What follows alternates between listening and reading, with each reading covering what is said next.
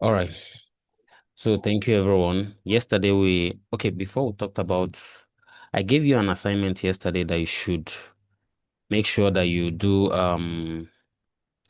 prepare an Excel sheet for those of us doing business, and then that we should document what we've been able to sell over time. So who was able to carry that assignment out?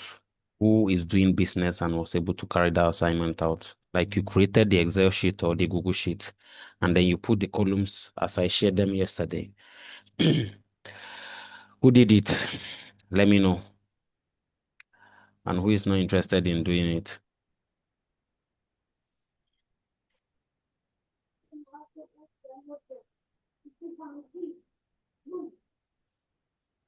Let me see. Okay, thank you, Jibrin. Jibrin said he did it. Who else?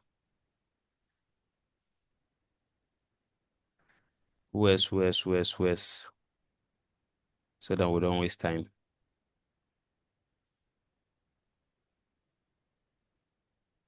Still on mine. Queen Zalifa. Is it really that difficult?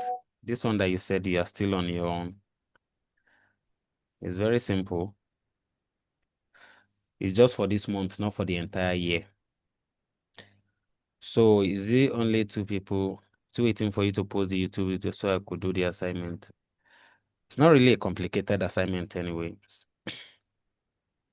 All right. You guys that is into business, you have to do it. It's very important. It's very, very important. You have to do it. You must do it because we are trying to give your business a new shape, right? For it to grow. We want you to be intentional, or I want you to be intentional both in prayers and also in this reality, in doing the business in this reality, right? You have to be intentional, and you can't be intentional um by guessing your approach. You have to be intentional by being certain. What do you exactly want? I'll give you an example. When I started my NGO, and God didn't ask me to collect money from anybody. There was never at any point in time he said, go and be telling people I have an NGO, come and sponsor. Sponsor what? I am the one that should fund it. The first year I was able to sponsor 4 pupil, right? The second year I was able to sponsor between 25 and 30 pupil. Now, why am I telling you this? I'm telling you this to understand that when I saw what I did the first year, I was able to like, okay, estimate how far we should go the second year, right? And the second year, I think I was actually thinking about 15 or so. I didn't think we would even do up to 30, right? It's between 25 and 30 roughly. So that gives us an idea. And then the following year, we start thinking, you know what, we should do 50. If we could do 30 the previous year, we should do 50, right? I know some of you are familiar with Proverbs 4:18. You keep hearing Apostle saying it over and over and over again, and you're like, I've known this verse. I know it. I can say it anyway. There's something about that verse. He's not just saying it because he has it in his head. He's saying it because he finds the expression like that verse has worked for him and is still working for him. That's why he kept repeating it and kept saying it. You, when you say it, what you say it because you read it in the Bible or you are seeing it in the Bible, or do you say it because you are able to internalize it and then make it find expression in something that you are currently doing? Okay, we are supposed to, when they say we should wage war or we should fight the fight of the good fight of faith. What they are also saying is that we should know how to engage the word. If you don't know how to engage the word, you're just reading Bible, wasting your time. You have to be able to engage the word properly. So, yeah, that's just a short note. I'll do the upload tonight, and then tomorrow we'll have it.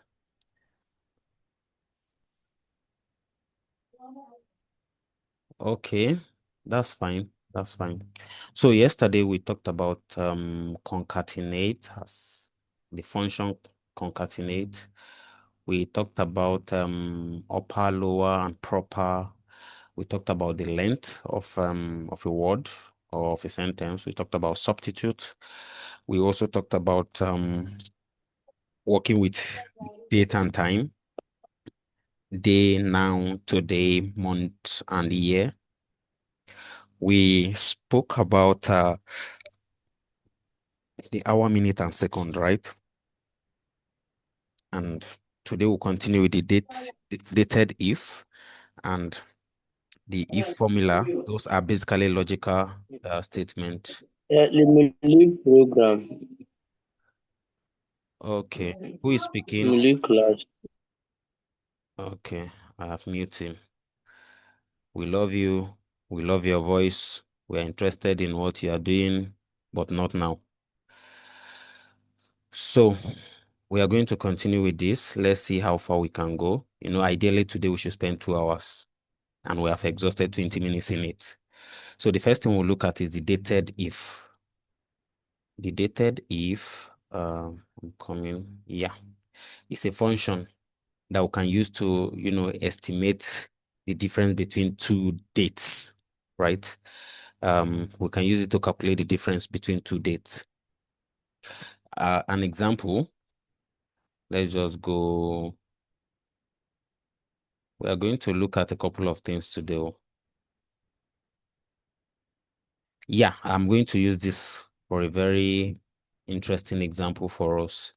We want to see the difference between the order date and the ship date, right? We want to see the difference. But before that, let's quickly look at an example, a very simple example. So if the date is, let's say 10 of 12, 2024 as the, okay, it's in date format. Don't forget, I say this where you change the format of the data, right? Of the value. So it's in date format. You see, short date. So if we have this, and then let's say we have now, let's use now to get another date. Now, before I continue, every time we want to use this function now, do we pass in any parameter? That's the question, especially for those in class yesterday. Do we pass in parameter into it? No, sir. Who answered? Okay, gift. Yes. Okay. Who support her or who disagree with her? Seconded. It's like you have done general secretary in church meetings before, but that's where you used to do seconded. So we close this, and then we have that. So the dated if is supposed to help us to, calculate the difference between the two dates, right? So now, before we do that, the first thing we have to understand is that to calculate the difference between the two dates, we have to have the starting date and then the end date, right? So who can explain this error? We are going to work with a lot of error. As we are closing this out, we are going to work on a lot of errors so that you are familiar with errors. It's not something you should be running away from. So who understand what this is saying? I think one of the functions has time to it, the other one doesn't have time. Okay. You need to That's one of pass the in at differences. one more argument. Oh, okay. Someone said there's need for one more argument. Somebody said,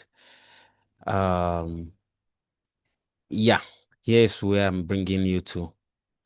I told you that every what's it called? Every function has a syntax. So I'm going to show you the syntax of this, though it's not that clear from the image I put there. So the syntax of the dated if is that you pass in, write dated if, dated if, and then you pass in the starting address, right? A starting address, which is let's say is A1, and then I said starting address, the starting date. Then we can also pass in the end date. Let's say the end date is A2. Then one more thing is remaining. We have to put in, there's an argument here called Y. It's actually something called Boolean. Boolean is yes or no. Okay. So in this case, we are putting Y. Y, is basically telling us doing the same thing as true or false, yes or no, 0 or 1. That's basically what it is. But in this case, we are putting yes to find the difference between the two. Okay. So I don't know who spoke just now. You are right. We are missing one parameter. So as far as the parameter is not complete, you get that error you are seeing. Okay. So let's go back to our example.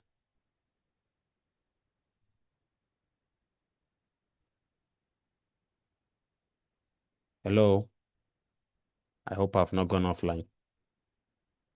We are with you, sir. We're with you, sir. Okay. So there's something else I also wanted to show us on how to follow up with error. You can actually click on the function itself. It used to have an underline to tell you that it has a hyperlink. You can click on it and then it will take you online. It's trying to pull information from online, but it couldn't connect. I guess maybe it's because of my network. So you can actually click on it. Yeah, you see it. So once you put your cursor on the dated, if you come to this drop-down highlight and then you click on it, so it should take you, if your network is good enough, it should be able to pull the information out for you. Secondly, if you're not using a crack version like me. So here we have our Y, right? So it's saying 1. So who understand what this 1 means?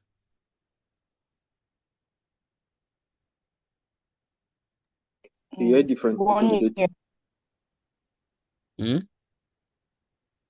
the year difference between the two dates. The Yeah. number 1 of years. year difference. So 1 year, how about this one? 12 months. So it's a 12 months. 12-month difference. Then if we come to, let me see, this is the days, the number of days between the two dates. All right.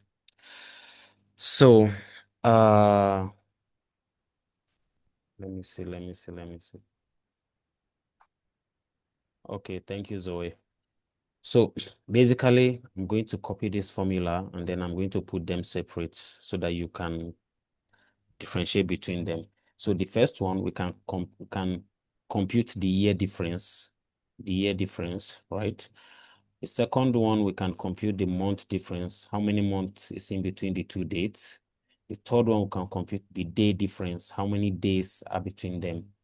So in order to do that, we come here, we use the dated if. We are still going to use this formula. We are going to apply it soon. So we'll have our start date, and then we'll have the end date, and then we bring in, we let the function know that we are working on year, okay? So we are working on year, we pass in Y. Remember, I was telling you about understanding that there's a room for yes or no, true or false, and all that. Yes, it exists within the function. In fact, we are going to look at it when we are talking about H lookup and V lookups. Sometimes you have them default. You don't need to change anything. By default, it is true. All right. So I'm going to also do another one here, which is the dated if, and then we pass in the start date, comma, the end date, comma, and then we tell Excel, this one we want month. What we want is just month. So the number of months between the two dates. So we compute it, right? So we can also come here, we still do the same dated if, and then we have the start month, comma, we have the end month, and then we tell Excel this one is day. What we are looking for is the number of days between the two dates. So you can see how you compute the number of days. So now we are going to apply this, but before we go and apply it, do you understand what you are saying?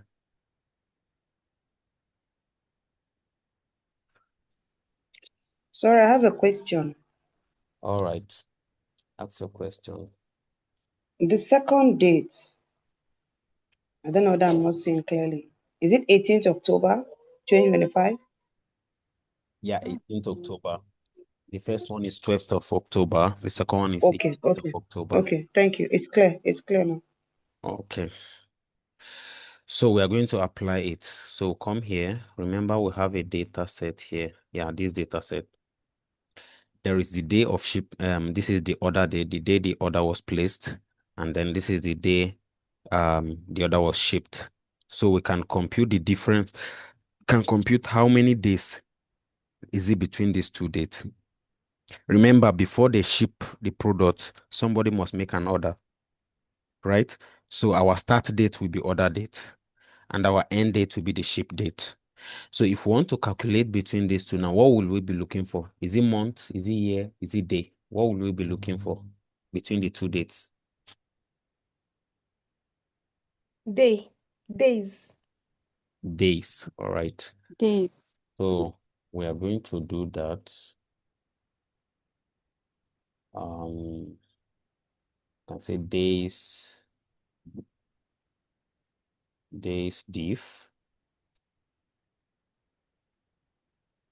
So for this, we bring in our formula dated if, and then the first thing that will go in is the start date will be the order date, comma, the end date will be the ship date, and then comma, then we'll be looking for, sorry, this is blocking us. So we'll be looking for number of days between these two. So we can see that it takes 30 days. Someone ordered for a product and then it takes 30 days for the product to be shipped to the destination. So you can now decide to drag this down, and then you see the number of days it takes between those two for each of those items for you to send it for for you to be able to compare them, right? That is the number, the day it was ordered, and then the day the product was shipped to the owner. Are we clear? Do you see how we can apply it? Is it okay? Yes, sir. Yes, sir. Yes, sir. Yes, sir. Mm. Please, can you do it again? All right, I will. You see, this we have talked about it. You can turn this into jollof rice, cook it, send it to me. I won't reject it. You are wasting it because I won't make use of it. So, yeah, let me see. Do we have a message? Oh, okay, it's amazing. So, what we did, I'm going to remove them, delete them. And then what we did is we have the order date, the day the product was ordered, right? Then we have the ship date, the day the product was shipped. Now we want the difference between the order date and the ship date. So all we have to do, and I asked a question and someone answered and said what we should be looking out for is the number of days, right? So in our analysis, we use dated if to compute the number of days between the order date and then the shipped date. So we do this, and then we select order date, comma, then we select ship date as the end date. That's the day the product arrived. And then we highlight and say we are looking for the number of days. We put D there. Excel, the function will be able to interpret it. So we hit enter. So it took 30 days for this particular product, right? If we go here, this baby food in Australia, Oceania, that's Tuvalu. So it took 30 days for it to arrive. Then for others, all we have to do is just drag it. I will tell us later why Excel doesn't complain when we drag it. It automatically updates. We'll talk about referencing shortly. So this is what actually happened. We now have these numbers. That's the number of days it takes for the product to be moved. That is the number of days it takes after the order date for the product to arrive at the destination, which is the ship date. All right. I hope we are clear on that so that we'll move into something else. Let me see. Yes, they are.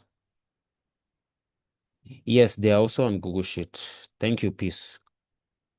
Do you draw the bottom PF, the square or square itself? This English is throwing me off balance. Did you drag the bottom of the square or the square itself? Yeah, the bottom of the square. The bottom of the square. Thank you, Zoe, for so now you see here, this is where I drag the bottom. So let's quickly go into something else. Since we are good, we understand this, right? So we go into the next one. I really hope we finish this today. The next thing we have to look at is the logical statement called if. If is a formula, right? You can use it to set conditions. Like the example you are saying here, you're saying the value on A2, if it is greater than 5, then a statement should be made that yes, 4 is greater. And then if it is not, the exemption is no. But we are going to do a very simple example that will guide you through. All right. So what this is basically talking about, let me see if I can, okay. Let me just leave that one and use this. So let's say you have a cell. I want to show us a quick example. So you say if, and then on this if, you have what did I do? So on this if you have A3 and then or A2, and then the value on A2 is 10. And you set a condition, you say if the value on A2 is greater than 5, you should write it's like you're setting a threshold. You say if the value on A2 is greater than 5, what should you do? What should you do? Maybe say teenager, or you can just say you should say teenager, right? And then if it is less than 5, that is any other condition now, you should say boy or child, something like this. So when you enter it this way, what it will do is that it will now check the value on the cell A2, right? And then you can drag it the way we drag it just now. So it will now update for the other cells and then try to check the value on each of those cells and then use that value there to determine on the current cell whether it should fill it with teenager or it should fill it with child. So let's not talk too much. Let me show us an example. Okay, I'll have to set this example. So let's say we have temperature. We have a column called temperature, right? On this temperature, you have somewhere 5 degrees, some 10 degrees, some 20 degrees, some 30 degrees, some 25, and then we can still have 35, we have 45. So these are temperatures. And then we now said we want to judge this temperature, we want to set condition or status. We can call this status.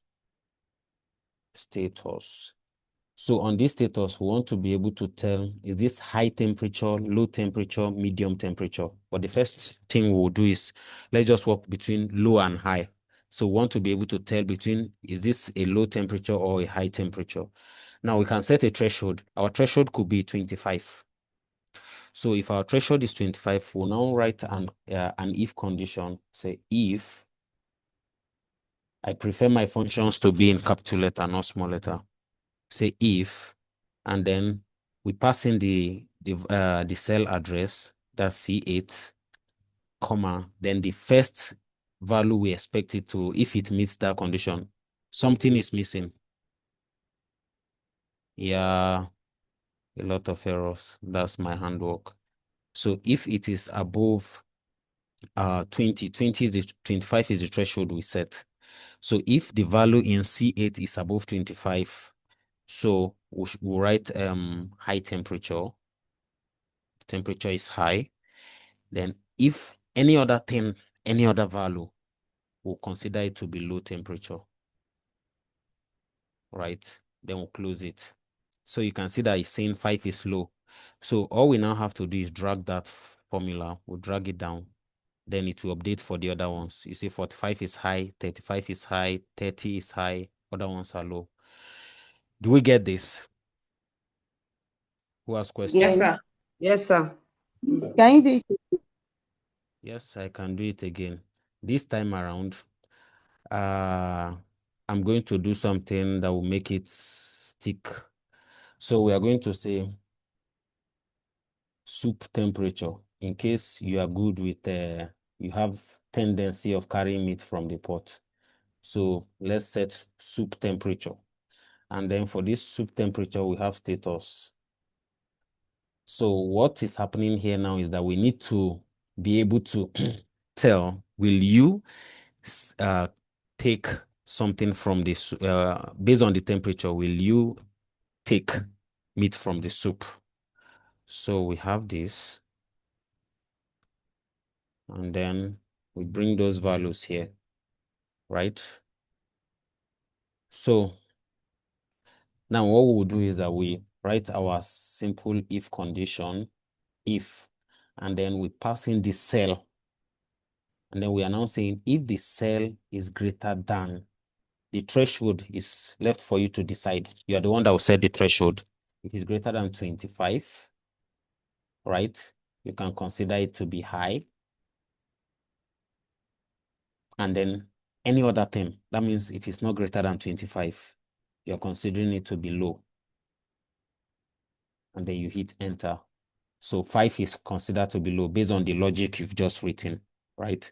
Look at it here. You said F8 is greater than 25, it should be high, or it will be low. So it's not greater than 25. And then if you drag it down, it will now update for the other ones. 35 is greater than 25, 45 is greater than 25, that's why they are high. 30 is greater than 25, that's why they are high. 25 is not greater than 25, that's why it is low. Is this okay? Yes, sir. Hooray.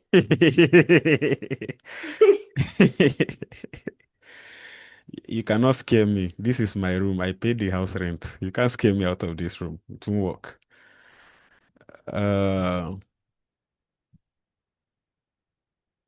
No. It can be used for so many things, Jibri. It's not only for temperature. Anywhere you have numbers, it can be used there. No. It's not only for temperature. You can use it for so many other things, right? I'm only using temperature just for an example so that you understand it. You can even use it for money. For instance, you can use it to identify, which example can I set with money now? You can use it to also group your products, right? You could tell which product is actually selling, fast moving product from slow moving product. How? Based on the quantity that was bought, based on the amount that they were bought. You know, quantity and amount, in as much as you understand that they are different, you may not really understand it that deep, that they are different. The reason is that I can buy 1,000 pieces of a particular product, and I can buy that for maybe let's say 100,000. and then I can buy just 10 pieces of another product, and I can buy that up to 10 million. So amount is actually different from quantity. So you can decide to consider maybe based on the quantity that was bought or based on the amount that was generated. But if you want to consider fast moving and slow moving, you consider quantity that was bought, not amount. But if you want to consider things like the revenue that was generated, at that point, you not consider the quantity that was sold. You are more concerned with how much did you generate from selling it. iPhone said the network is terrible. Can you hear me? Or is he the only one that's having the issue? No, we can hear you, sir. Okay. You see that your I iPhone, hear you can sow your iPhone as a seed. If not that you say it's network, let me not confuse you. Let me not go and I would have said sow your iPhone as a seed, but if you sow it as a seed now, anyways, let me not see what's on my mind. When we see in church, you can meet me. I'll tell you what's on my mind. So, okay. Yeah, that's pretty it for that one. That's the if condition. We can do more, but let's hold on to this one, right? So that I don't add to your confusion. Practice with this, know this, then you can start thinking about having nested if. There's something called nested if. So, we can also use if to support error, but let that one lie one side, right? We can use it to display error. So to set error on a particular evaluation. But let's go to the main thing is first master how to use the if formula. If you know how to use that, you now go into using nested if. Then before we now start talking about using if as an error. So the next one we'll talk about is cell referencing.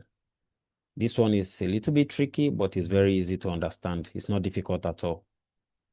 Okay, let me see. When do you know you need to use the dated if when doing a project with Excel?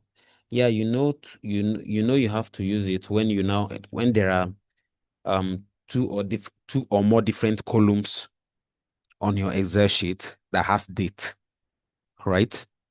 So and then you needed to extract the number of days. For instance, let me show you something.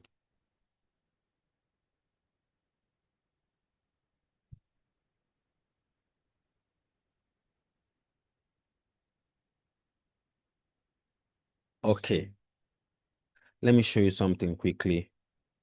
There's something we did. Yeah, here.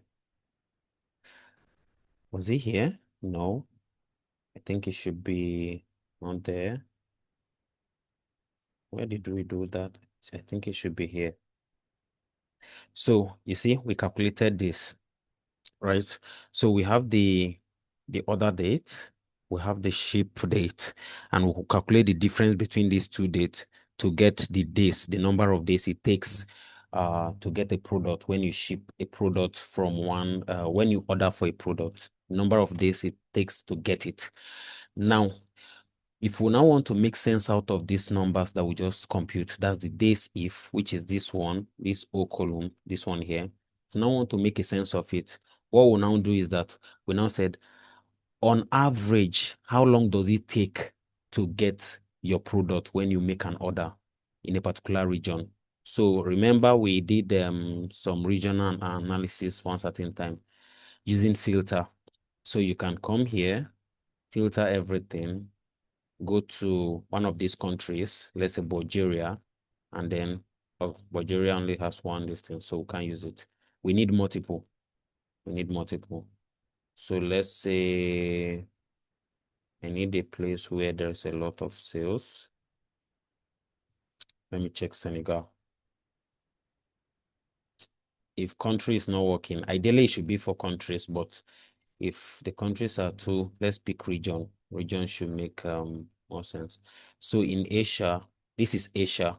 So we see that in Asia, this is the number of days we have here, right? For each of those products that was for each of those products that was ordered and then shipped, we can see the days difference, right? How long it takes after the order for the product to get to the destination. So what we'll now do is that we can use average, and then we use average to compute the average of this. So we can see that on average in Asia, it takes 18 days to get your product. That's what we just compute. So we have used the date we have used the order date and the ship date to do this. Also in hospital, I think I have another data set here I wanted to show us. I don't know how that will be, but I'll try to turn it out. The day a patient visits a hospital will be registered. The day you visited will be registered. Then the day you left will be registered. Now, what diagnosis they found in your body can also be registered. And then when they are doing the analysis, they are now saying, on average, how long, based on number of days, does it take for a patient with diabetes to be discharged? So the only way you can answer that one is that you know the day all the patients that came in that year, you know the day they came in, right? And then you know the date they also left, they were discharged. So you now use the dated if difference now to calculate the number of days between these two columns. And then when you get the number of days, you can calculate the average. And then you can now say this is how long it takes for a patient with diabetes to find their way. So please said, for the if function, does it only work when the conditions are for a greater than or less than, or are there other types of conditions? Actually, there are a lot of conditions, right? There are a lot of conditions. This is just to give you an idea of the foundation first, but then you can have that's what they call the nested if, where you have more logical conditions, and then there are more symbols, not just greater than and less than. There are more symbols that you can use. Sometimes you can also do the equal to, not equal to, and all that. Then do I have okay. No, it's fine, it's fine. So there are a lot you can do with the dated if. All right. Here we just compute the average number of days to get a product when you order in Asia. All right. So yeah, let's go on to the next thing because we really have limited time. Okay. So I believe that you understood this, but if you don't worry, you'll be fine. Trust me. If I tell you you'll be fine, you'll be fine. So the other one we have to consider here is called the cell reference. We've already started doing cell reference. It's just that you didn't know that that's what it's called. Okay. So on this one, what happened is that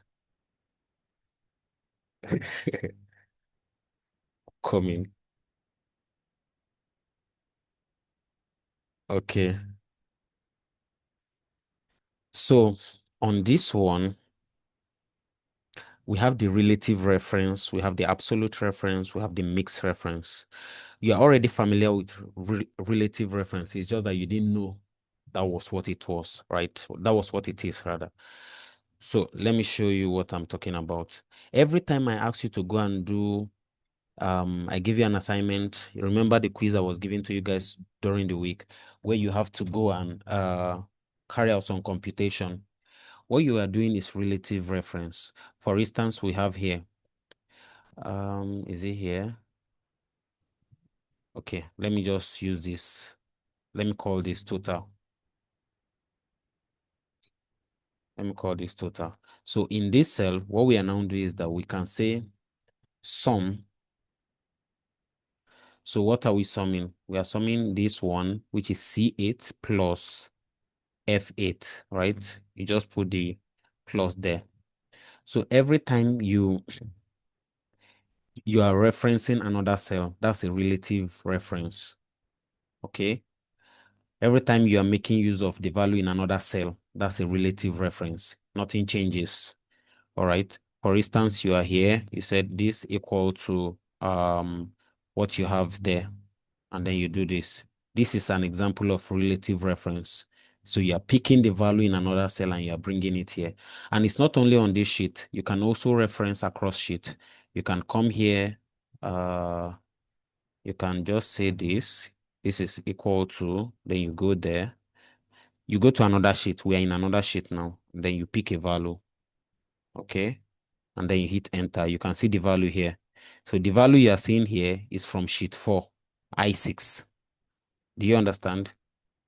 So we can actually go to a pick value from another sheet. So this is an example of relative reference. Is that straightforward? Do you need more clarity? Or Yes, Yes, sir. sir. I should explain again, Ba? Please. Thank you. Okay. So the first thing you need to understand is that when you use the equal sign and then you are trying to bring in the value in another cell in, that is a relative reference. You can come here and pick apple. This is an example of relative reference. So you can also do this and then pick this guy. This is also another example of relative reference. You pick the value 15. And in some other cases, you can even perform computation. Computation such as, let's say here you say total price. So you say total price, remember that there's 7% tax rate. And they want to make sure that that tax rate, we add it to the price. The price is 10, or let's say 10 naira. And then we have a tax rate of 7%. We add the 7% to it. So to calculate this, what we'll do is that we have the price multiplied by the percentage. Now, what we are doing here is relative reference. We are just going, we already have those values stored in a different cell. We are just bringing them into our formula or into our equation, our mathematical formula. So you close it and then you now say plus the original price, which is this. So you calculate the percentage for the tax rate, then you add it to the original price. And then what you have is this. I think this is a mistake from me. It's not Please, 1,000. where It's did you price from? Did you generate it by yourself? yeah. It's generated by me. It's generated by me. Let me see this. It's calling 70%. That's an error. Let me see. Can you copy and paste values of range of cells in a relative reference? Okay, that's a good question. You can't copying. Yeah, if in the pasting, that's where you have issue. When you're pasting, you'll be pasting with the formula. It can go into an error, and that's why you have different type of pasting. For instance, what you have here, which one? I think this. Yeah, all these ones are formulas, right? So if I want to, I can copy this. There's tendency it should in some cases, but it normally runs into error. You see, it has messed up the data entirely. So, but sometimes you can still do that. You can handle it in another way. Since you know that it's referencing other cells, so when you are about to paste, you don't paste like that. You can paste the numbers, the values. You can just paste the values. So the one you pasted is not referencing any cell. It's very, very generic, just the way it is. I don't know if you Please, understand. please, sorry. Can you redo that one that you copied from another sheet? Okay. Is Yeah. that formula that you did? Yeah, that one is you put the equal sign, then you go to the other sheet where you want to pick the value from. So if the value is the order ID, you click on the order ID and then you hit enter. So you see, it brings it from that cell, sheet 4. It brings it into sheet 1. All right. Yes, I get. Thank you. So for those of you who is using your annotation tool, today I have catch somebody. Marianne, you're one of those people that is doing that. I caught you. I saw you when you were doing it. Your name showed. So repent. All right.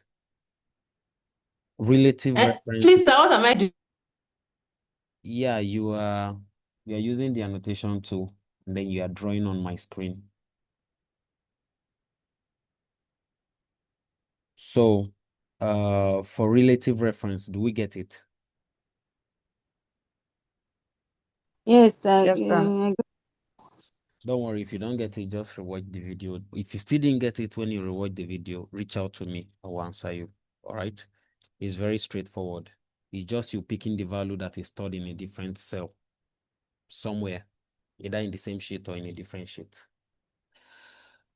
Then we have another one where we are actually supposed to dwell, which is the absolute and mixed reference. Those are the two core ones we have to talk about, right? And what they are saying is simple. The absolute reference is talking about locking the value in a particular cell. You can lock it and then use it in your formula. Sorry, excuse me.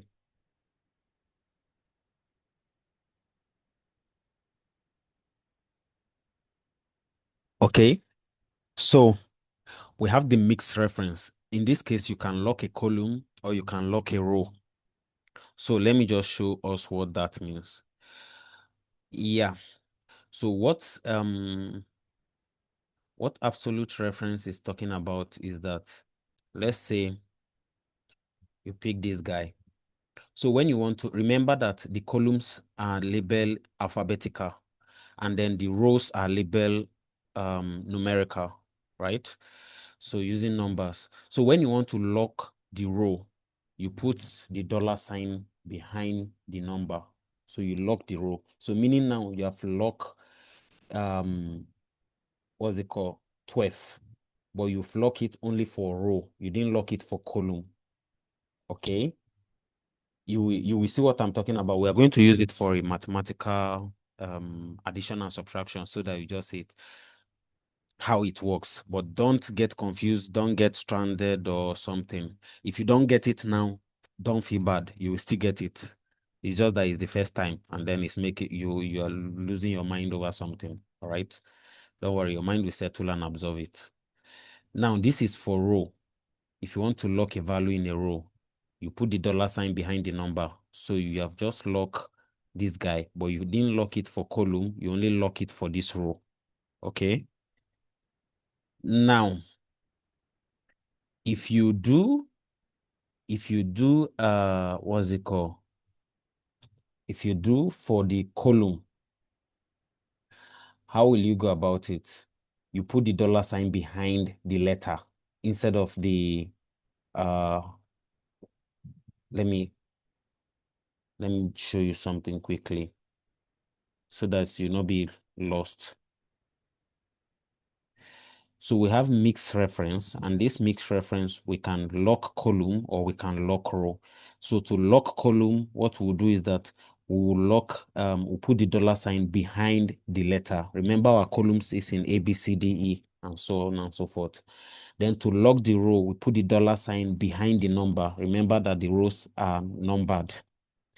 And then for absolute reference, we can lock both row and column, meaning that we pick a particular cell and then lock that cell down. Okay. So what we mean by locking the cell down is that the value in that cell will never change, irrespective of which formula you call that cell and then use it inside. It will never change. What I simply meant by that is this. Remember, I was showing you something earlier. We're doing some calculation, but let me just wipe this off. We're doing some calculation. So I'm going to work on the first one will be this is relative reference. So I'm going to say relative reference. So sum. So what happened here now is that you can just do a sum and then you reference the cell, you reference C8, then you put okay, you just put a comma and then you reference F8. So you close it. So what relative reference does is that when you drag this, it updates the formula. It updates it. So here you can see that it is C8F8. The second one, it is C9F9. The third one, it is C10F10. So this is relative reference. It's relative. It's based on the position of the formula is always going to be based on the position of the value, where the value is located within the cells. That's for relative reference. Now, if we now want to do, let's say absolute. Let's say absolute reference. Absolute reference.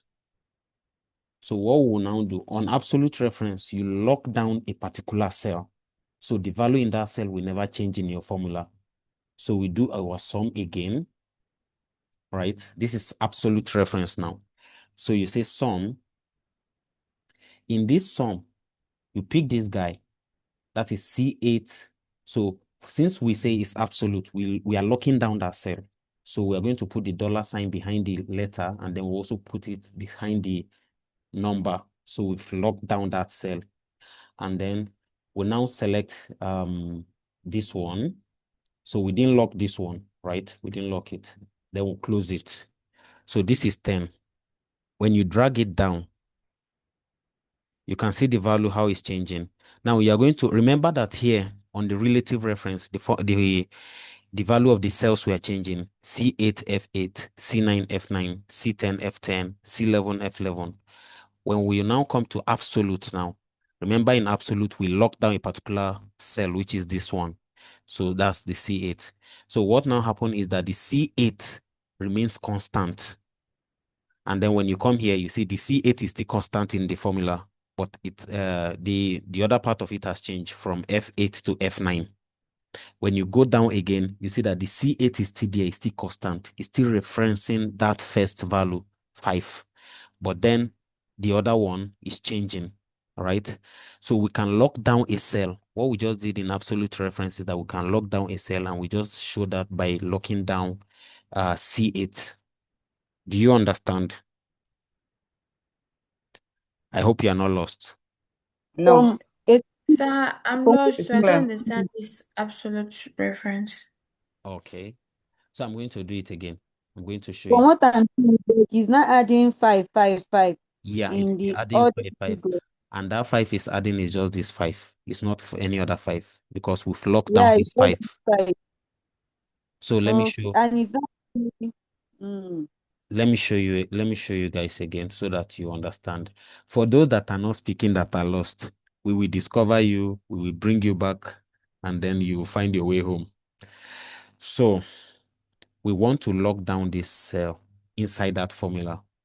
So meaning that when we drag that square, when we drag it down, it will continue to reference this 5. It will only be adding 5, 5, 5 all through. It will never change. Okay. And for us to be able to do that, what we'll do is that we add dollar sign to the back of the C and then also to the back of the 8. So I don't know whether that is back or front. I used to confuse that one. So just manage it in case. So we add dollar sign to the C, to the letter, and then we also add dollar sign to the number itself. And then we hit this. So we now add the second value. This one, we are doing relative reference. We are not locking the cell. So you close it, then hit enter. So what happened now is that we add this 5 to this 5, and then we are having 10. So what now happen when we drag it one step further? So we can see that C8, we are still referencing, we are now saying 5 plus 10. All right. So if we drag it a bit further, one more step, we're having 25. We're now saying 5 plus 20. So we lock down this 5 in our formula, and then we begin to use it as a constant, and then be adding it to every value here. And then that's how we have, that's how we are using the absolute reference. All right. Hello, my people. Do not run away from me. That is not how. Yes, sir. Yeah. I get you, sir. If you are lost, don't be shy. Yeah, Say it. Yeah. Say it. Say it. Say it. Say it. sir, Oh, I easy. am lost. Sorry. Okay, Isabella, you're lost.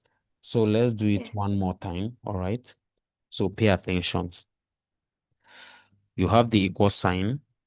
You want to perform a mathematical evaluation.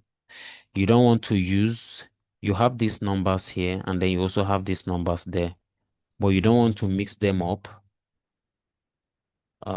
Sorry, excuse me. Excuse me.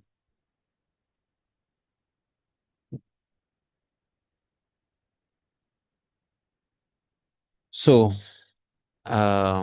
you have this cell.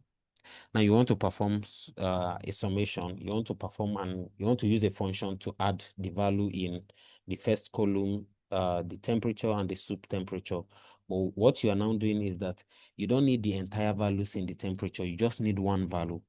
So after you've typed in the function that you want to use, you go and pick the value. Remember. So, but then we just want to be using this 5. We don't want to use the other ones under it. So what do? We lock down that 5. And to lock it down, you have to add $sign to the C and then $sign to the 8. So we lock down that particular cell, the value there. And then when we do that, that is absolute reference. You lock down the cell. Then you know we are summing. Then you add the other value. Right? This one is relative. We are not locking down the cell. So what this means is that the cell will keep changing in our formula as we drag it down. So you close it, and then you see that it is 10. So when you drag it the first time, you see that it is still C8. This cell is still C8, but this one has changed from F8 to F9 because it's relative. But this one that is absolute, it will not change. Okay? Then if you drag it one more time, again, you will see that this one is C8, is constant, it's not changing. Then we have now changed from F9 now to F10 because it's relative. That's relative referencing. But the one that is absolute, it doesn't change. It remains the same. So when you now drag it, you can see that the update that goes on now, the update only goes on for the relative reference. But for the absolute reference, it remains constant. Are we good? Oh, okay. I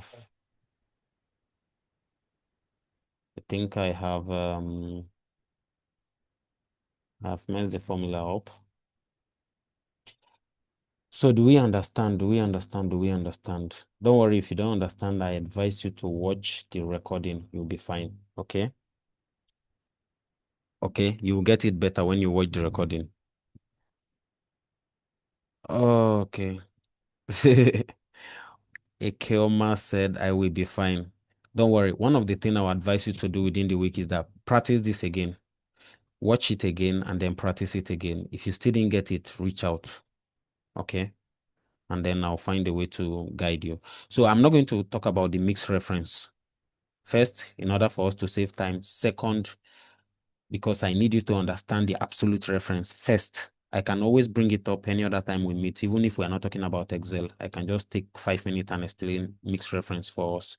But first, we need to know what relative reference is and absolute reference. I need you to practice it and understand it. So, we talk about the the vlookup. So the vlookup helps us to search for a value on a column, right? That's basically what it does. Like this example you are seeing here. This is a simple example. We can actually have a lot of data sets. You have like maybe 3,000 data set or more, or even 10,000 or even 100. So, and then you'll be looking for a value. You can't be looking through it. But for this example, you can easily say that Ben belongs to the HR department. Lucy belongs to the sales department, right? But you can't do that when you're having 10,000 rows or more of more rows of data. So what do? You use the the VLOOKUP. So the VLOOKUP helps you to search the value you're looking for. You want to know the department that Lucy belongs to. You can use the VLOOKUP to search for the department that Lucy belongs to. Is it okay?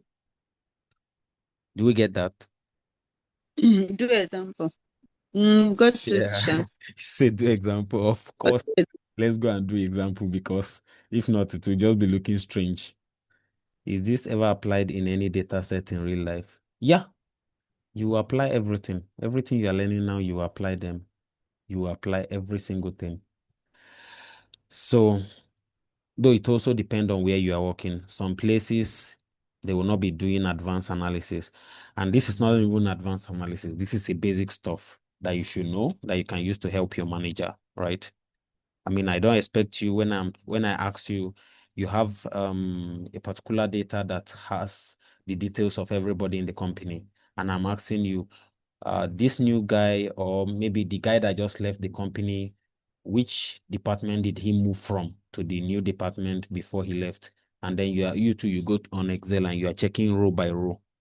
It shouldn't be like that. You should be able to give me answer in less than 2 minutes using vlookup. All right. So for this one, we are looking at an example here. So for vlookup, we have this data, and then we want to know which department does Jason belong to. Now, this is just 6 row of data. We can have this up to 20,000. All right. You can't be doing using I to check. So you type vlookup, and then in this vlookup, you can see the syntax here. So the syntax is saying that the lookup value, right? That's Jason, the person we want to look for this thing. Then the table array, that's the entire table. We'll pass it in, we'll pass the address in. Then the column index, the column where we want to look for, for instance, the department. We're using the department. We want to look for what department does Lucy belongs to. So we pass in the department, the number of index, right? And then from there we can move on. I think we'll be fine. So the first thing we do is the value. So we want to look for the department that Lucy belongs to. So first we pass in the name of Lucy, right? And then you put a comma. When you do that, the next thing is to the array, that is the entire data. You pass it in from A2 to E8. That's the entire range. You bring that one in, comma again. Then the column where you really want to go and search, the column index. Each column, this is column 1, this is 1, this is 2, this is 3, department is 3, city is 4, date hired is 5, right? So you pass in the column that we want to, the index, that is if you name them numerically, which column are you referring to? So in this case, that is the third column. So you put 3, right?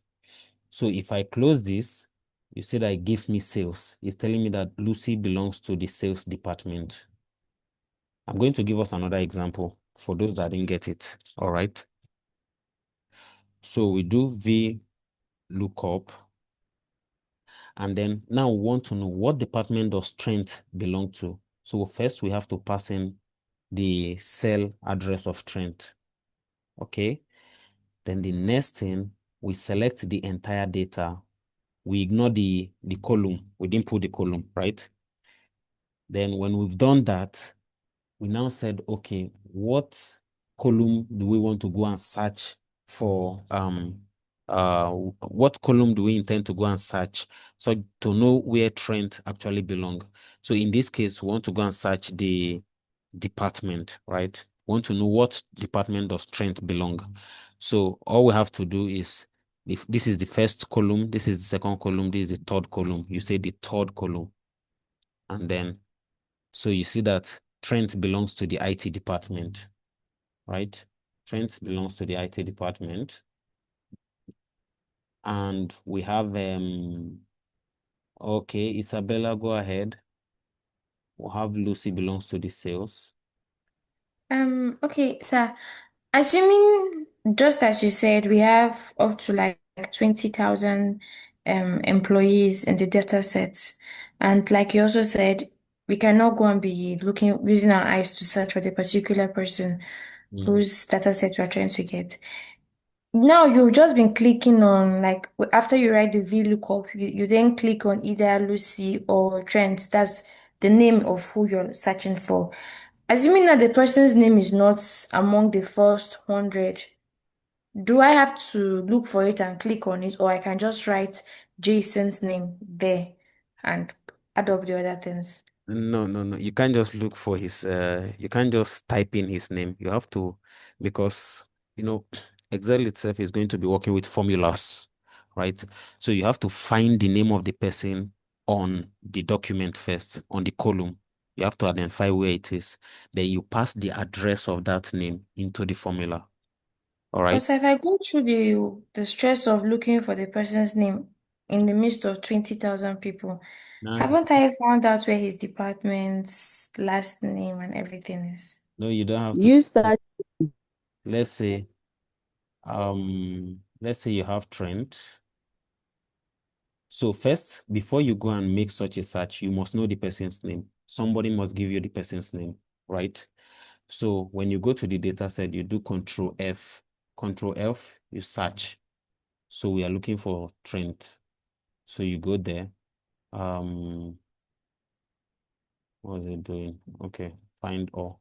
So you can see Trent here. So we know where Trent is on the column of the first names.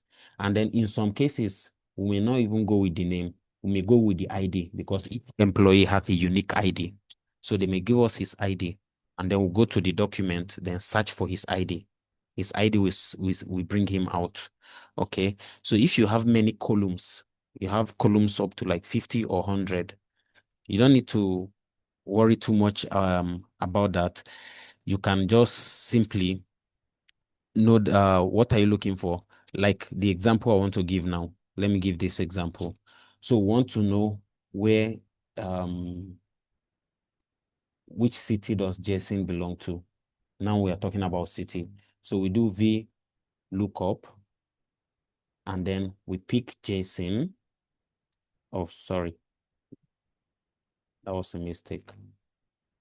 So we pick Jason. And then when we pick Jason, we highlight this entire data. Now, ideally, you should know where your data starts from and where it ends. You don't need to do this highlights. You can actually type it in, right? Like what I'm saying now is that you can say A2 column E7. You can type it in. Now, after you do that, you now said you are going to the fourth column, which is 4, the city. We need to know which city does Jason belong to. And then automatically it gives it to us. Jason is in New York. All right. So, yeah, Isabella, I didn't know whether I answered your question. Not really, but I understand now. Not really. Okay. So, Yes, sir. I think the question you're asking for, no matter how I explain it to you, right, you may not really like the explanation until eventually you have this Excel sheet in front of you, and then you now have the option to go manually and be looking for what you're looking for, or to use a VLOOKUP. All right.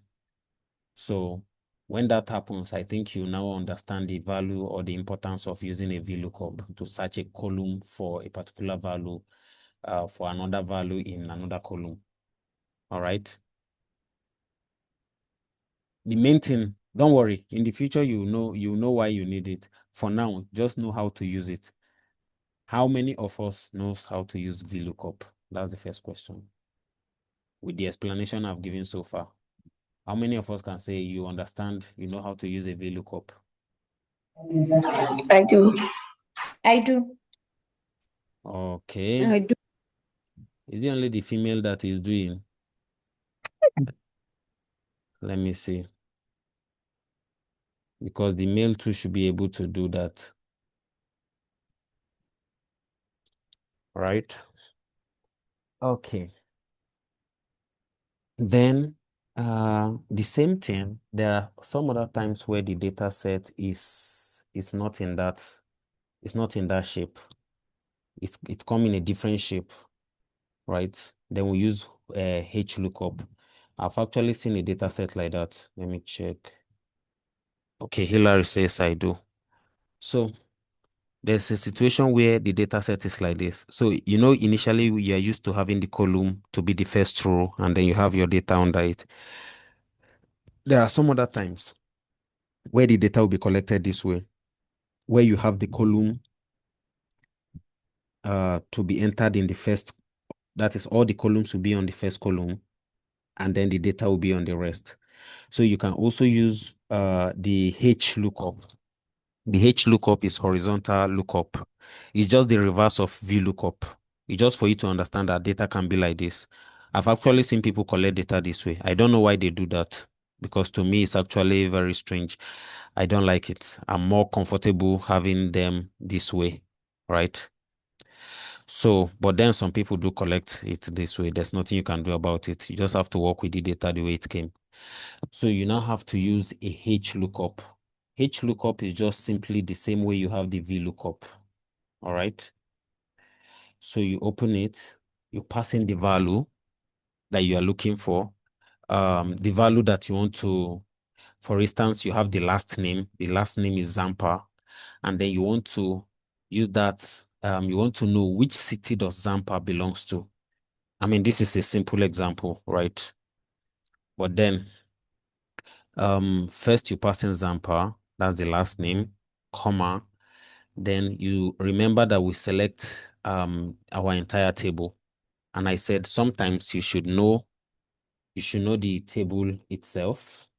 By just looking at it, you should be able to tell the range of the table, right? So if you have that range, the next thing is that which row do you want to go and search for? Remember, on VLOOKUP, we're looking for which column do you want to go and search for. So we pick the number of that column. That's the index number of that column. Now we pick the row number. In this case, that is row 4. All right. That's where we want to go and look for. We want to go and look for which city does Zampa belong. And then we hit this. It's telling us Houston. So who can tell me what is wrong with this, our evaluation? Why did it say Zampa belongs to Houston instead of Chicago?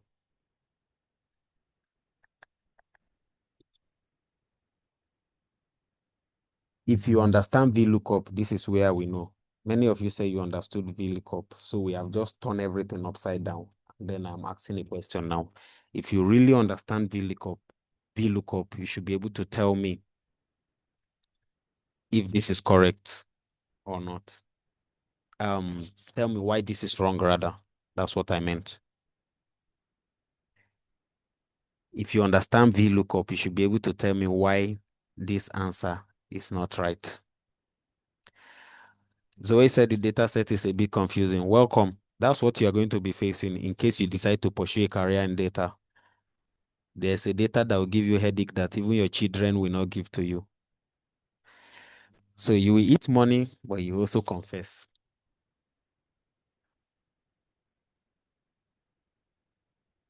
You say, I don't know if it is the ID because of the arrangement. No. No, no, no, no, no.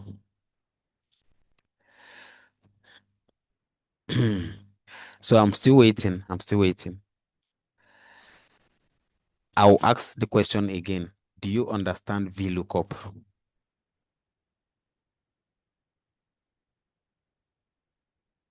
Yes, we do. Okay.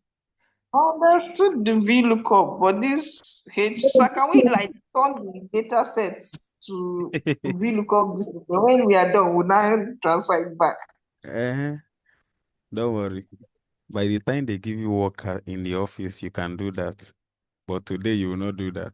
And that one you are planning on doing, it doesn't come that easy. It doesn't come that easy. You'll be very surprised when you see the challenge, right? You'll not be able to do what you're proposing. It's easy for you to say it now until you start seeing the data, that the data is even giving you a headache while looking at it, not to talk of you going to turn it. Okay. Yeah. So let me take us back to the slide. Let me show us something. So we'll have the lookup value. This indicates the value of the lookup. Remember, there's always a lookup value, followed by the table. That's the array, the entire table. You pass the address in, followed by the row index. Now, this is the row number from which to retrieve data. Okay. There's always a row number with which to retrieve data. Let me show us something here. I don't know if you can see this example here. So if we want to look for Jason, want to look for where the city that Jason belongs. So the first thing we do in our formula, let me see if I can type anywhere here. Okay, though the formula is there too, but let me still see.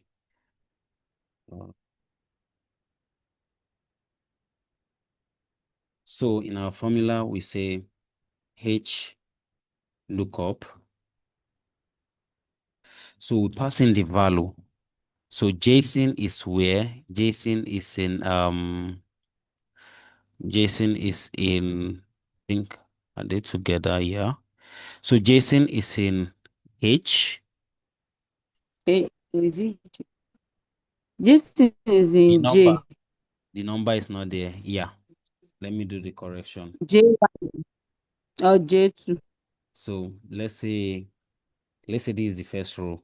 So say J1, right? Then J1.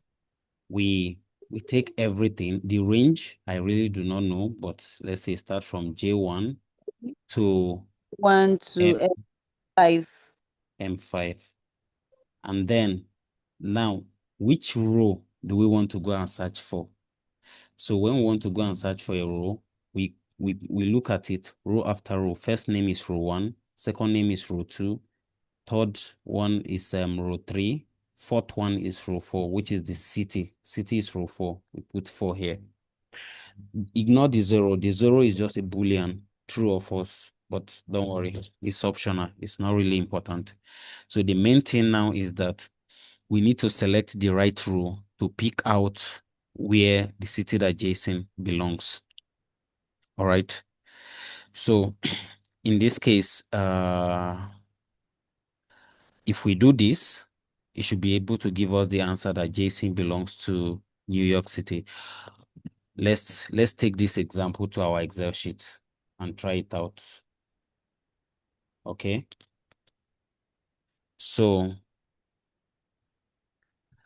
we come here and then we try to pass it in. So we need to change the address. Remember, it's Jason we're talking about. Jason is D1, so it's not J1 here. Mm. So we'll update it. And then the entire cell is from B1, I think. B1, Mm. B1 to G5. 5. So we have selected that, and then we select this, we hit enter. You see that Jason is in New York City, right? So Jason is But why in did now we are coming back to this. mm, mm, mm, So here we have Zampa, which is not the first name, but the second name. That's the last name, B2. mm, And then we select from B1 to G5, if I'm not wrong. Let me see here. B1 to G5, okay. So then we now mm, select the city, which is 4. And then it gave us Houston instead of Chicago. And then, mm. yeah, somebody has a question. He said, why is he not giving us Chicago? Why is he giving us Houston, which is this one? So this is the first thing I will tell you about Excel. The error you are seeing there is simply my own making, not Excel's making. It's a mistake coming from me. So I have to be the one that will correct it, not Excel. Okay. So see what I'm talking about. Instead of using his last name, let me use his first name and see what I'm talking about. You can see it's correct now. Oh, it's first So name. the error Okay. is from me, it's not from Excel. So it's sensitive to the first row. Okay. The formula H lookup is sensitive to the first row, not the second row. I Mm. hope you understand. Just the same way you are doing VLOOKUP. VLOOKUP is sensitive to what? The first column. The first column, not the Okay. second column. All right. Do we understand? Who wants Yes, me sir. to Okay, do so one that's more example? Or we are good? Let's do one We more, sir. Please, let's do one more. Okay, someone should do one more. One more, shall we? So let's also look at let's look at the city that Lucy belongs to, right? We can also look at the city. Okay. Or we can also look at let me see. Volume is missing. Oh, that should be network. I will understand when I rewatch. The way definitely you will understand. Maybe you just need to rest a little. You will. But let's do one more example. So basically what we are saying is this. We are doing VLOOKUP. Let's say for the first row, we pick a name. Let's say Johnny. We want to know the date that Johnny was hired, right? We want to know the date that Johnny was hired. So all we have to do is to use a HLOOKUP, and then select first. The first thing we'll select is the first name, right? We'll come here, we'll pick Johnny. And then the next thing we'll do is to pick the entire, passing the address of the entire data set, right? And the last thing we will do is to pick the index, which is 5 for that row. The row index is 5. Remember, if it's H lookup, if it's a V lookup, you look for the column index instead of the row index. But when you are doing H lookup, you look for the row index. I'm going to ask us in a quiz. If you get it wrong, you're in trouble. So we hit enter. Now this is actually a date. Remember, I told you that you can change it here. It's giving general, so you can change it to a short date. So it's converted.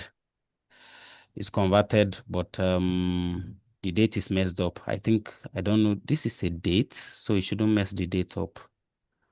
This is a date, shouldn't mess the date up. So yeah, let me give us one more example before we talk about pivots. So sometimes the date is messed up. it's giving Johnson's dates. Uh, it's giving Johnson, okay, Jason's date. That's this, right? Yeah. So I think that's an issue from us. We are the issue. It's not the Excel. But I need to correct something there. All right. So in my equation, I have G1, this G1, that's Johnny. And then I have the entire cell here, B1 to G5. And then I have this guy, which is so I don't know why it's not sensitive enough. It should be able to pick this out. It may be my fault. It may be something else. But where I notice that there's an issue is the fact that we have, it's not able to pick it directly. We have to do a conversion. The moment we convert, it affects it. So it should just pick out the value. It shouldn't be giving us in a general format. The moment we convert it to a date time, it kind of starts messing it up. But don't worry. Let's just look at one more example and go. So we have the H lookup. And then now what we are looking for, we want to know which department dot Stuart belongs to. So we select Stuart, the first name. Then we select the cell range, everything, all the data set. Then the department, that is the third one. That's the third row index. And then you hit enter. It says sales. It says sales, sales, sales, sales, sales. So that's very wrong. That should be marketing, not sales, right? That should be marketing. I guess maybe I am the one making a mistake on the number I am entering. I'm still trying to figure out where the mistake is coming from. Sometimes your Excel can also be having headache, even though I don't want to blame it on the Excel. Once it started miscalculating like this, one of the things you do is that you just close it and then reopen the file again. All right. It can happen like that. So for this case, we are doing everything right. We have C1, C1 is STWAT. Then we have the cell range. And then we have the row index. And the row index, we are referring to the department. So you should be able to give us marketing and not sales. So I think it's this one. I'm definitely going to agree it's Excel. Excel is tired. I need to close it and reopen it again in order to correct whatever the issue is. Does anyone have anything, any concern, doubts, fears? Let me know. Because we are going into something very important and I'm going to be very brief about it, but it's going to be worth it. Do you have any concerns? Yes, so this challenge of it changing, especially for this age lookup, what if you're working with, what if you're to analyze a very large data, like one of us said, maybe you have data up to like 10,000 and above. How do you now know that you've made a mistake? Like, how do you identify that the Excel has given you an erroneous value? Okay. One of the things you do is that every time you are running an analysis, you have to be cautious. You have to be certain that by default at the back of your mind, don't trust the first answer you get. So what that means is that you should, before you present your answer to anyone, you should have done your check. You should have run the same analysis 2 times or 3 times and have the same answer. In data engineering, it is called idempotency, or in software engineering, it's called idempotency, meaning that you run the same process, you run it over and over and have the same answer. The answer doesn't change. But the moment you run the same process twice and then you have different answers, you start having doubt. You start checking, where is the error coming from? All right. So you don't always just run it once and then present that first answer. No, it's not advisable. Even though sometimes you'll be under pressure. It's data you're dealing with. The moment you make 1 or 2 mistakes, trust me, your stakeholders won't trust you again. They won't believe you. They'll say you are bringing wrong information to them. All right. So Zoe also has a question. She says, when do we use H lookup versus V lookup? So, like I said, the structure of the data matters. When the structure of the data is in this way, you use a H lookup. When you have something like this, you use a H lookup. But when it is in this format, you can see the row has shifted from, the column has shifted from the row side. So when it's in this format, you use, what's it called? You use VLOOKUP, all right? Use VLOOKUP. But most of the time, most of the data you come across is going to be in this format. Most times they are going to be in this format. So you don't really have much issues. So which means that you most likely will be working with VLOOKUP instead of HLOOKUP, all right? I'm thinking, could it be that Excel index position start from 0? Actually, no. Yeah, I know you're asking. Don't worry. Actually, no. It actually starts from 1, right? Because it's even the name in here, it starts from 1. For the H lookup, it starts from 1. But for the V lookup, let me see. Let me see. I won't say start from 0 because, I mean, obviously, we could see the numbering. We could see the row numbering, right? But if you do that, let's see for this one, let's say we're assuming that it starts from 0. Okay, G1 is what? G1 is Johnny. Am I right? Yes, sir. Okay. So it's actually, and what we are looking for is it's not the city, it's actually the date. So when you put 4 there, you can see what happened. When you put 4 there, it goes and picks city. So I think something is wrong with this sheet. This sheet somehow is messed up. So what I would advise you do is that you just copy this, take it to a new sheet, and then run your analysis again. Then close this particular sheet or delete it. Maybe something is wrong with the memory. All right. So when you have memory error, it will show. That's one thing with Excel. It hardly shows you memory error. The only thing is that you will be getting wrong answers from your calculation or from your formula. And then at that point, you have to think of something else. So the last thing I want to show you today is called the pivot table. All right. Basically, what the pivot table is about is just saying you have you have this data and then you summarize it. That's what pivot table is talking about. And every time you want to deal with a pivot table, you must always have a column that has just numbers. That is either amount, temperature, sales, quantity of sales, and all that. You must have a column that just has numerical values, nothing else.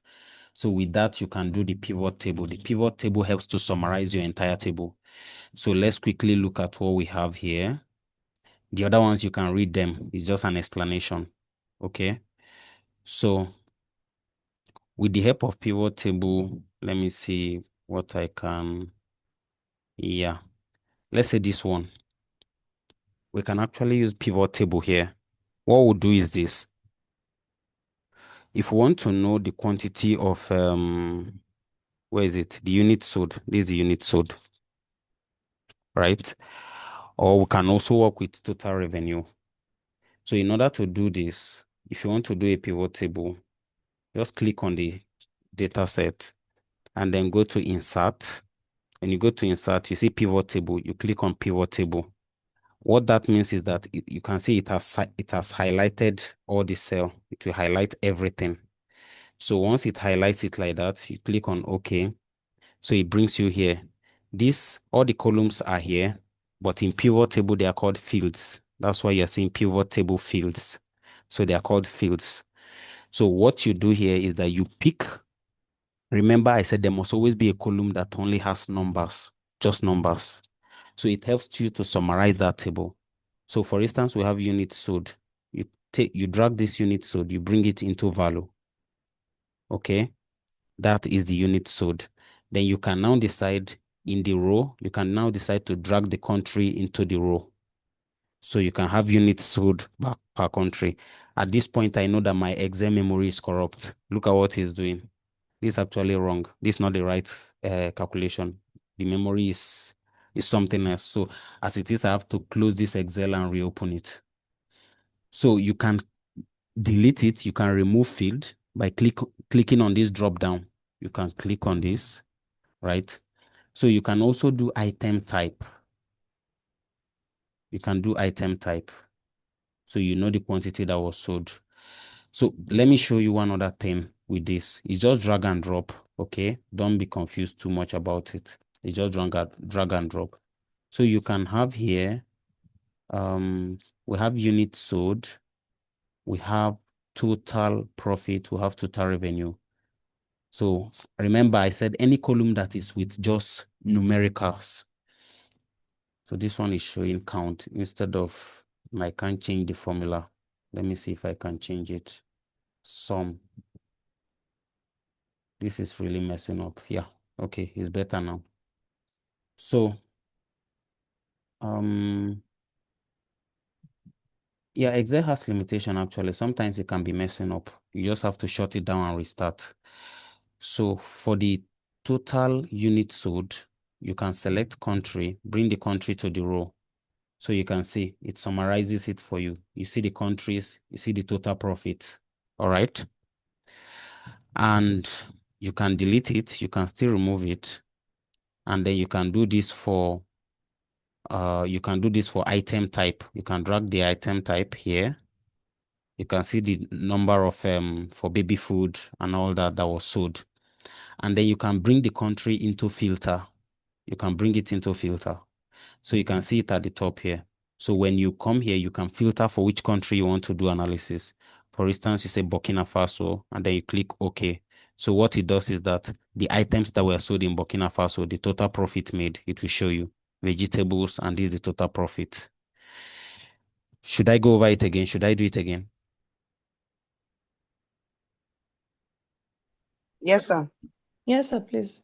Okay, so we'll delete this one. This is the new sheet that was created. So this is our data set here.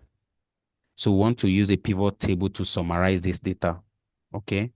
So we go to insert, we click on pivot table, and then you see new worksheet or existing worksheet. So we'll stick to new worksheet. Then we click OK. So it will create a new worksheet. And I told you that before we go there, I said before you do a pivot table, always remember that they must have a column that has only numbers or numerics, right? Only numbers. There must always be that. So you can drag any of them. Like here we have units sold. You drag the unit sold to values. Now this is showing count. We can change it to sum. You can change it to, you can see you can do average, you can do sum, you can do mean, you can do max. So we'll change it to sum for us to know the total sum that was sold, total unit that was sold. Now, if you want to now know the total unit that was sold per item, you now drag this item types, you drag it into the row. You can see this is the total unit that was sold per item. Now, if you want to still, you can filter by country. All you have to do is drag the country, bring it into this place, into filters. And then you, from there, you can, you can select, I think, let me see. Yeah, they allow, you can select multiple countries like this. So clothes and vegetable for multiple countries. You can go there, you can deselect them and then focus on Senegal, Rwanda, and let's say Burkina Faso, and then click OK. So you can see the items that were sold in those three countries, and then the total units that were sold. All right. So the same way you did this for country, you can also remove this country, remove field, and then you can bring in region. That's the continent. So you bring in region, and then you can filter by region, what is sold in each region. For instance, you can decide to work on Europe. Deselect, and then select Europe. Why is it's not responding? Okay, select Europe. You can select Europe. You can see the items that were sold in Europe, clothes and office supply, and the total units. You can also select Asia and then click OK. You can see the items sold in Asia, clothes, personal care, vegetables, and the total units sold in each region. Are we clear? Are we clear, or have I increased your confusion? Yes, I No, am. it's clear. Thank you. It's clear. So, And confusion has increased. Can you come again? okay. So what I'm saying here now is that you can have this pivot feed, right? You can delete it. All you have to do, you have this data set. You can use pivot table to summarize the data set. So all you need to do, go to insert, go to click pivot table, and then click OK. When you do that, you go to the field or the column that has numeric value. Sorry, For network instance, have issue. Can you start from the beginning? Just remember back when you started from picking and beg. Sorry. where? Just go back, start from the beginning when you pick this before you come to the period table. Okay. Okay. So we have here, right? This is our data set. Now we want to summarize this data set. You go to insert, you go to click pivot table, and then you click OK. All right. So when you do this, I said you look for the columns that has numeric, like total cost, like total revenue. You can work on total revenue, put that total revenue under the value, right?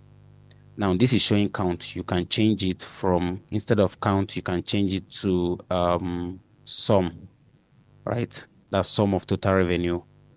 Then